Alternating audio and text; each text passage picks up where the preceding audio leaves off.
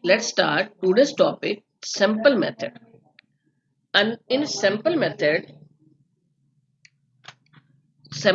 is that method in which data is collected about the sample on a group of items taken from the population for examination and conclusions are drawn on their basis. क्या होता है बेटा sample method, जिसके अंदर हम क्या करते हैं, एक सैंपल फ्रेम करते हैं यूनिवर्स में से या पॉपुलेशन में से। जो पॉपुलेशन जो यूनिवर्स, जिस आपको लास्ट टॉपिक के अंदर भी बताया था, यानी एग्रीगेट ऑफ आइटम्स जिसके ऊपर हम स्टडी करने जा रहे हैं, उसको हम क्या कहते हैं, पॉपुलेशन कहते हैं, उसको हम यूनिवर्स कहते हैं। तो हमने क्या करना है, यूनिवर्स कह लें या पॉपुलेशन कह लें, जो भी हमारे आइटम्स हैं जिसके ऊपर हम स्टडी करने जा रहे हैं, उनमें से एक सैंपल फ्रेम कर लिया जाता है। और उस सैंपल के ऊपर स्टडी करने के बाद हम क्या करते हैं, हम अपने कंक्लूजन को ड्रॉ करते हैं। अब कुछ ऐसी चीजें होती हैं लाइफ के अंदर बेटा, जिसमें हम सेंसस मेथड यूज ही नहीं कर सकते। तो ऐसे ही एक दो एग्जांपल मैं आपको बता रही हूँ कि कहाँ कहाँ हम सेंसस मेथड यूज ही नहीं कर सकते, और वहां तो हम 100% सैंपल मेथड ही यूज करेंगे। Suppose a lady in the kitchen, for example, tests only a grain or two of the rice, one or two of the rice to know whether the rice is boiled or not. तो यहाँ पर जो food cook हुआ है वो सारा का सारा थोड़ी उसे कंज्यूम कर लिया जाएगा, उसमें थोड़ा सा टेस्ट करके ही देखा जाएगा ना कि वो प्रॉपर कुक्ड है कि नहीं है। तो यहाँ पर हमने कौन सा मेथड यूज किया, यहाँ पर हमने सैंपल मेथड यूज किया। नेक्स्ट, सपोज आपको क्या करना है, अपना ब्लड ग्रुप टेस्ट करवाना है, या आपको एचबी टेस्ट करवाना है, या कुछ भी इस तरह कोई भी टेस्ट करवाना है इस तरह का, तो आप क्या करेंगे, डॉक्टर क्या लेगा, फ्यू ड्रॉप्स ऑफ ब्लड। तो उसे सैंपल मेथड ही यूज करेगा ना, वो सेंसस मेथड तो वहां पे यूज नहीं कर सकता ना बेटा। तो कुछ ऐसा है जहाँ कुछ ऐसी चीजें होती हैं डे टू डे लाइफ में जहां पर सिर्फ सैंपल मेथड ही यूज हो सकता है। तो आपको ध्यान क्या रखना है कि सैंपल मेथड है क्या।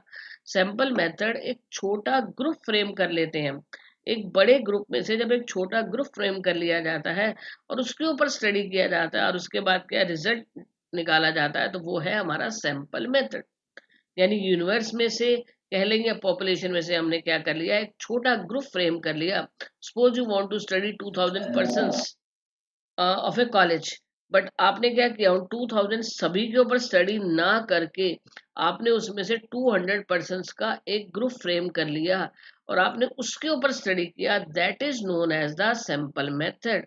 अगर हम 2000 को ईच एंड एवरी पर्सन को अगर हम लेके चलते, तो वो हमारे पास कौन सा मेथड होता, वो हमारा सेंसस मेथड होता, जो हम ऑलरेडी कर चुके। अभी सैंपल मेथड की क्या तो सुटेबिलिटी है, क्या इसकी मेरिट्स है, क्या इसकी डीमेरिट्स है। फर्स्ट ऑफ ऑल अगर मैं सूटेबिलिटी की बात करूं बेटा, कहाँ ये मेथड सुटेबल है, the size of population is very large. यानी जहां पर हमारे पास जो पॉपुलेशन का साइज है वो काफी ज्यादा है, यानी जिस ग्रुप पे हम स्टडी करने जा रहे हैं वो ग्रुप काफी बड़ा है हमारा, तो हम इस मेथड को यूज कर सकते हैं। यानी उसमें से एक छोटा ग्रुप फ्रेम कर लें और उसके ऊपर स्टडी करें। Very high degree of accuracy is not needed. Intensive examination of diverse items is not required. यानी जब हमारे को बहुत ज्यादा एक्यूरेसी की जरूरत नहीं है, ठीक है, यानी हम कहें कि हमें 100% एक्यूरेट रिजल्ट चाहिए, ऐसा नहीं है। जहां हमारे को इंटेंसिव एग्जामिनेशन की जरूरत नहीं है, बहुत डीपली एग्जामिनेशन की जरूरत नहीं है, and when different units of the universe are broadly similar to each other.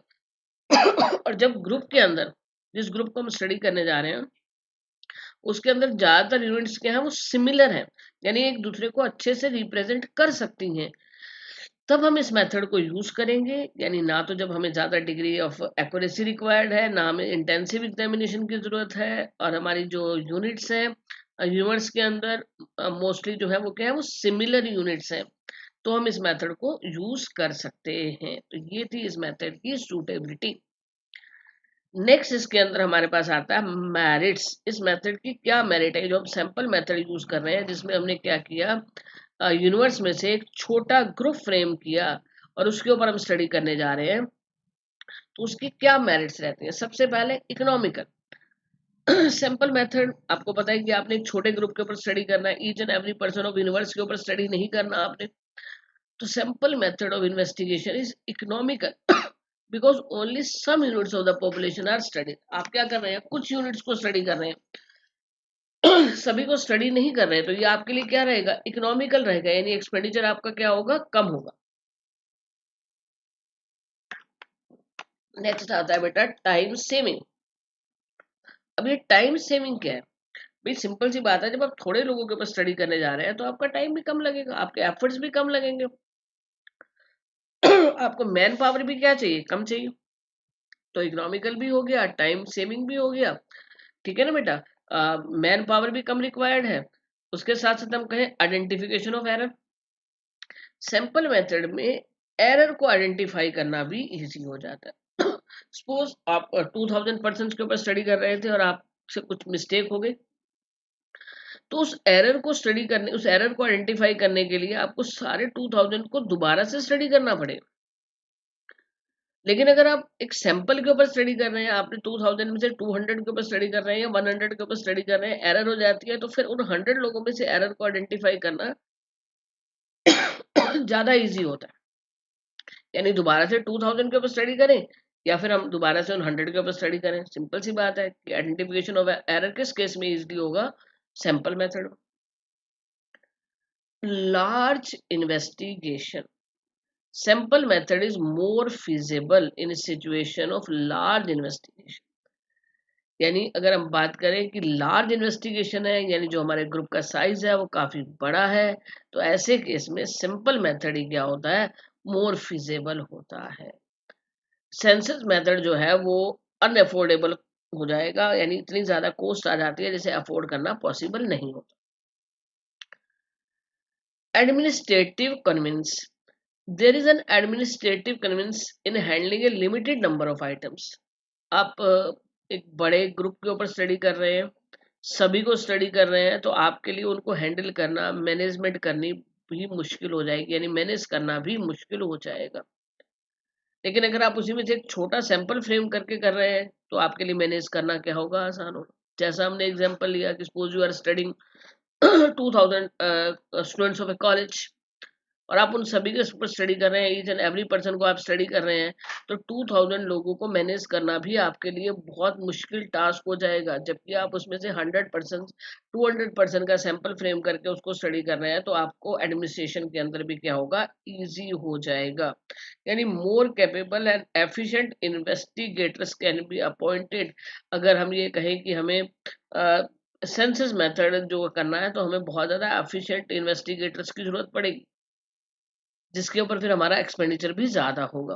More scientific, according to R Fisher, sample method is more scientific because the sample data can be conveniently investigated from various angles. यानी अगर हम थोड़े से लोगों पे study कर रहे हैं तो बहुत डीपली स्टडी कर लेंगे, उसको हर एंगल से स्टडी करेंगे, ठीक है ना। तो ऐसे में क्या होता है कि हम इसे कहेंगे कि ज्यादा सिस्टमेटिक स्टडी हुआ, ज्यादा साइंटिफिक वे में स्टडी हुआ।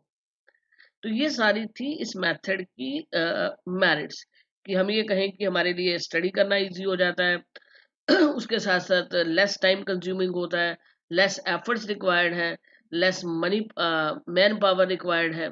उसके साथ साथ आइडेंटिफिकेशन ऑफ एरर इजीली हो जाता है। लार्ज इन्वेस्टिगेशन में अगर लार्ज ग्रुप के ऊपर स्टडी करना है तो उसके लिए सैंपल मेथड ज़्यादा फिजिबल है as compare to the census method. Administration में इजी हो जाता है और बहुत ही सिस्टेमेटिक ढंग से क्या हो जाती है, इंफॉर्मेशन हमारे को मिल जाती है जब हम सैंपल मेथड यूज करते हैं। बट हर एक किसी उसको लेके चले, अगर मेरिट्स हैं तो डीमेरिट्स भी होंगी, तो यहाँ भी इस मेथड की डीमेरिट्स भी है बेटा। तो क्या डीमेरिट्स है, फर्स्ट ऑफ ऑल अगर हम बात करें, partial, it is only a partial investigation of the universe. The investigator's bias in the selection of the sample is not ruled out. Accordingly, the results may be biased as well. यानी अगर हम बात करें बेटा, जब हम census method लेते हैं तो वहाँ बायस होने वाला कोई नहीं रहता कि किसी तरह की कोई पार्शियलिटी हुई है, नहीं, कि सभी को कवर कर लिया। यहाँ पर जब सैंपल फ्रेम किया जा रहा है, तो जो सैंपल फ्रेम कर रहा है पर्सन, यानी जो इन्वेस्टिगेटर है सैंपल फ्रेम कर रहा है, वो कुछ हद तक पार्शियल हो सकता है कि नहीं, इस आइटम को नहीं लेना, इस आइटम को लेना है, या हमने इस पर्सन को नहीं लेना, इस पर्सन को लेना। हम गुड्स के ऊपर भी स्टडी कर सकते हैं, हम ह्यूमन बींग्स के ऊपर भी स्टडी करें, किसी चीज के ऊपर भी स्टडी कर रहे हैं, तो हमें इसको नहीं लेना, इसको लेना, वहां पर क्या है, वो पार्शियल हो सकता है। और पार्शियल होने से क्या होता है, रिजल्ट क्या हो सकते हैं, बायस, मतलब रिजल्ट जो है हमारे डाउटफुल भी हो सकते हैं। Wrong conclusion, if the selected sample does not represent the characteristics of the universe, यानी आपने ऐसा सैंपल तो चूज कर लिया जो उस यूनिवर्स की सभी लोगों की करेक्टरिस्टिक्स को रिप्रेजेंट ही नहीं कर पा रहा, तो ऐसे केस में हमारे रिजल्ट्स क्या हो जाएंगे, वो गलत हो सकते हैं, यानी रॉन्ग कंक्लूजन निकाल सकते हैं हम। नेक्स्ट जो आता है हमारे पास, difficulty in selecting representative sample. अब एक रिप्रेजेंटेटिव सैंपल फ्रेम करना ही कोई इजी टास्क नहीं है बेटा। एक सैंपल फ्रेम करना यानी जो सभी लोगों को, यूनिवर्स के सभी लोगों को रिप्रेजेंट कर सके, वो कोई इजी टास्क नहीं है। तो हमें क्या करना है, उसमें ही बहुत ज़्यादा एक जैसे एक्सपर्ट पर्सन की रिक्वायरमेंट होती है जो कि सैंपल फ्रेम कर सके। Difficulty in framing a sample, दोनों पॉइंट्स ऑलमोस्ट सेम है कि difficulty in selecting representative sample, कि काफ़ी डिफिकल्ट होता है एक रिप्रेजेंटेटिव सैंपल हमारे लिए फ्रेम करना। नेक्स्ट ये पॉइंट भी रिलेटेड है कि हमारे को इसके लिए क्या चाहिए, स्पेशलाइज्ड नॉलेज चाहिए, यानी जो भी हमारा इन्वेस्टिगेटर है उसे सैंपल फ्रेम करने के लिए उसे पूरी तरह से नॉलेज होनी चाहिए, स्पेशलाइज्ड नॉलेज होनी चाहिए, वो पर्सन एफिशिएंट होना चाहिए, ठीक है ना, तभी वो क्या कर पाएगा, एक रिप्रेजेंटेटिव सैंपल जो है फ्रेम कर पाएगा। Persons who are well versed with all the techniques of sampling are not easily available. अब उस पर्सन को जो जितनी भी टेक्निक्स हैं कि how to frame the sample, सभी के बारे में पूरी तरह से नॉलेज होनी चाहिए, मतलब पूरा एक्सपर्ट एफिशिएंट पर्सन होगा तभी वो एक अच्छा सैंपल फ्रेम कर पाएगा। तो ये थी आपके पास demerits of a sample method. क्या कि फर्स्ट ऑफ ऑल मैंने क्या कहा कि पार्शियल हो सकता है इन्वेस्टिगेटर सैंपल फ्रेम करने में, और इनके सैंपल अगर प्रॉपर फ्रेम नहीं हुआ तो हमारे रिजल्ट्स डाउटफुल हो सकते हैं, यानी रॉन्ग कंक्लूजन हम निकाल सकते हैं। एक रिप्रेजेंटेटिव सैंपल फ्रेम करना बहुत डिफिकल्ट टास्क है, ठीक है। एक रिप्रेजेंटेटिव सैंपल फ्रेम करने के लिए स्पेशलाइज्ड नॉलेज रिक्वायर्ड है, यानी पर्सन को प्रॉपर वे में, मतलब वो एक एक्सपर्ट पर्सन होना चाहिए, उसे प्रॉपर नॉलेज होनी चाहिए कि कौन कौन सी टेक्निक्स यूज करके सैंपल फ्रेम किया जा सकता है, कैसे एक रिप्रेजेंटेटिव सैंपल फ्रेम हो सकता है। तो ये था आपके पास सैंपल मेथड, जिसमें आपने डेफिनेशन की, सूटेबिलिटी, मेरिट्स एंड डीमेरिट्स। तो ये टॉपिक यहाँ पर आपका कंप्लीट होता है। नेक्स्ट लेक्चर के अंदर नेक्स्ट टॉपिक डिस्कस करेंगे।